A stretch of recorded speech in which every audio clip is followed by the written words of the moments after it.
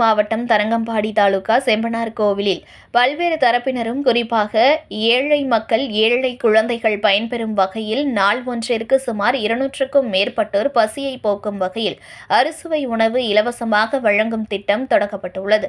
சோறு, சாம்பார், வத்தல் குழம்பு, பொரியல், பாயாசம், மோர் உட்பட அனைத்தும் வழங்கி பசியை போக்கும் விலையில்லா உணவு வழங்கும் திட்டம் துவங்கப்பட்டது.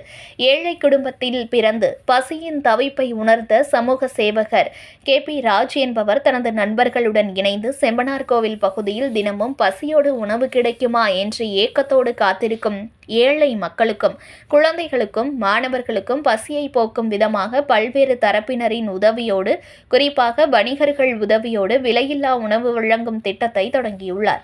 குறிப்பாக மதிய உணவு, அறுசுவை உணவு தினமும் இலவசமாக வழங்கும் திட்டம் தொடங்கப்பட்டுள்ளது. குழந்தைகள், பெரியவர்கள், முதியவர்கள் ஆர்வத்துடன் வந்து உணவை அருந்தி வாழ்த்தினர். தினமும் தொடர்ந்து இந்த உணவு இலவசமாக வழங்க வேண்டும் எனவும் கேட்டுக்கொண்டனர். இந்த திட்டத்திற்கு வணிகர் சங்கத்தின் சார்பில் உதவிகள் செய்யப்படும் எனவும் தெரிவிக்கப்பட்டது.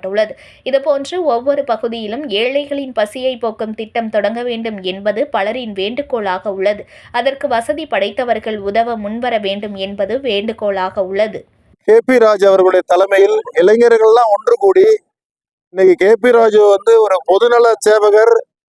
இங்க இருக்கிற பாதிக்கப்பட்ட மனநலம் குன்றிய அனைவருக்கும் அவர்களெல்லாம் சிகை திருத்தி அவர்களுக்கு அவரை குளிப்பாட்டி அவர்களெல்லாம் ஒழுங்குபடுத்திட்டு இருக்க KP ராஜ் இன்றையிலிருந்து அவர் இங்க இருக்கிற அனைத்து ஏழை மக்களுக்கும் விலையில்லா உணவை இன்னைக்கு தொடங்கி இருக்கிறார்.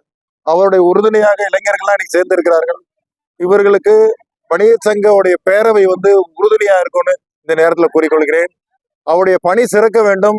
இளைஞர்கள்லாம் ஏதோ நோக்கி போயிட்டு இருக்காங்க நம்ம சொல்லிட்டு இருக்க இந்த நேரத்துல இது மாதிரி இளைஞர்கள் இவருடைய தலைமையில இன்னைக்கு கூடி இந்த மக்களுக்கு சேவை செய்யணும் அப்படிங்கிறதோட உச்சகட்டமா இன்னைக்கு விலையில்லாம நான் தொடர்ந்து கொடுக்க போறேன்னு சொல்லியிருக்கிறார். அவருடைய பணி சிறக்க வேண்டும். அவர்களுக்கு நிச்சயமாக வணிகர் சங்க பேரவை உறுதுணையாக இருக்கும் என்று கூறிக்கொண்டு நன்றி கூறுகிறேன். அவர் முடிவு பண்ணியிருக்கிறாரு. நிச்சயமா அவரு கிட்டத்தட்ட ஒரு 100 பேர் 150 பேர்னு பிக்ஸ் பண்றாரு. இப்பதான் தொடங்கி இருக்கிறார். இன்னைக்கு தொடங்குறாரு, தொடர்ந்து செய்ய போறாரு. அவர்களுக்கு வணிகர் சங்க பேரவை உறுதுணையா இருக்கும் இந்த நேரத்துல குறிக்கோள் கிடைக்கும். செய்திகளை உடனுக்குடன் தெரிந்து கொள்ள லைக் பண்ணுங்க, ஷேர் பண்ணுங்க, சப்ஸ்கிரைப் பண்ணுங்க, மறக்காம கமெண்ட் பண்ணுங்க.